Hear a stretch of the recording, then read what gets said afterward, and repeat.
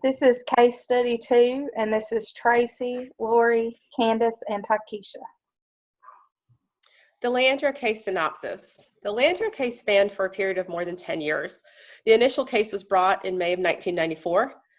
The case brought the state of North Carolina by 5 counties within the state: Hoke, Halifax, Robeson, Vance, and Cumberland. These counties brought a suit against the state to bring attention to the lack of funding that they were receiving. The 5 counties were low-wealth counties within the state, based upon the state's formula for funding, which partly relies on the revenue that the school district received from local real estate taxes. These counties based this formula based upon the receiving of inadequate funds. The trial court favored these counties. However, the state filed an appeal with the Supreme Court in 1997. The North Carolina Supreme Court found that the low-income students throughout the state were not receiving the sound basic education to which they were entitled. This was based off of the state's Constitution, Article 1, Section 16, and Article 9, Section 2, which defined the content of sound basic education.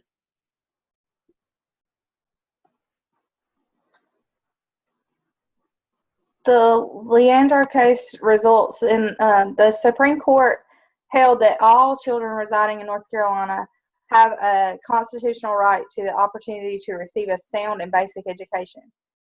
The court went on to define a sound and basic education as that which provides children and youth with all the opportunities necessary to become an adult, possessing, first, a sufficient ability to read, write, and speak the English language, and a sufficient knowledge of fundamental mathematics skills and physical science to enable the student to function in a complex and rapidly changing society. Second, sufficient fundamental knowledge of geography, history, and basic economic and political systems to enable the student to make informed choices with regard to issues that affect the student personally or affect the student's community, state, and nation. Third, sufficient academic and vocational skills to enable the student to successfully engage in post-secondary education or vocational training. And finally, sufficient academic and vocational skills to enable the student to compete on an equal basis with others in further formal education or gainful employment in contemporary society. The court ruled in 2004 that the state had not lived up to the Leandro standards set by the previous ruling. And the Supreme Court went on to state that not only do students have a right under the state constitution to an education that meets certain standards of quality, but they also, in many instances, were being deprived of that right. There was litigation for 20 years. The State Board of Education continued to ask to be spared from any ongoing responsibility to meet the Leandro requirements. Superior Court Judge David Lee has rejected the State Board of Education's request to be removed as a defendant in the long-standing Leandro case. Superior Court Judge David Lee of Union County, who replaced Judge Howard Manning as the judge tasked with tracking the state's compliance with Leandro rulings, said that the board had failed to present convincing evidence that either the impact or effect of these changes and reforms have moved the state nearer to providing children the fundamental right guaranteed by our state constitution. Governor Roy Cooper appointed a governor's commission on access to sound basic education that will work with the Leandro parties to come up with a way to improve education for North Carolina students, especially those in economically disadvantaged districts. Is the superintendent's plan appropriate? Yes, the plan was appropriate that the superintendent created. It was able to solve the problem that was at hand. It's designed to promote the 3 pillars of high-performing funding, which was equity, transparency, and flexibility. He needed to share the formula used to determine the amount of money that goes with each student.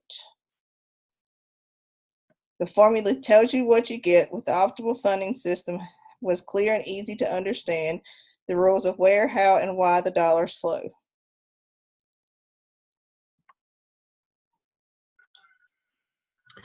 So when you're looking at the pros and cons of the superintendent's plan, his plan was to use a formula that would allow putting money where there was more need. Okay, so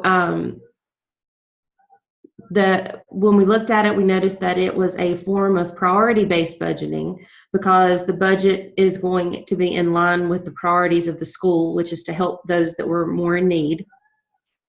The district at this point has recognized that equal money for every student is not feasible, since some students require more support than others. So they've set priorities, and the budget will reflect those priorities.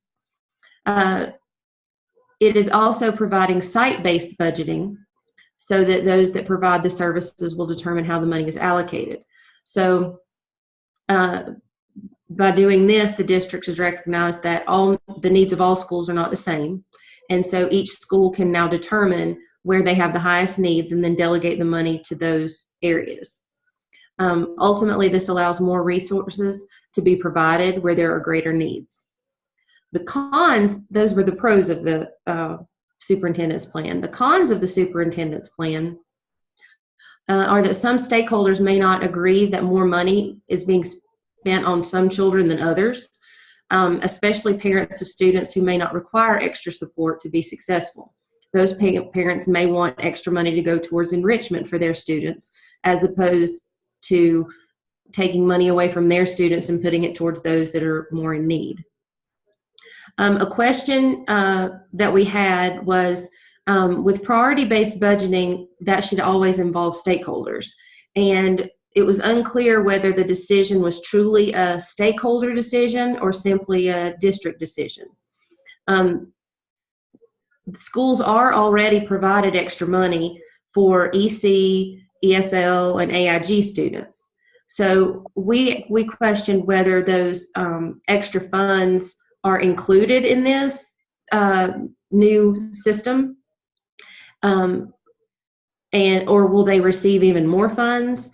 And we questioned whether or not funding was really the issue, or could it be what the funding is being used for? Is the money being spent effectively now, or not? And then there will definitely be a time commitment involved in trying to decide where this money goes, because multiple stakeholders would need to meet and agree on the allocation of the resources for each student, and which will require time on in many people's lives in order to figure all that out.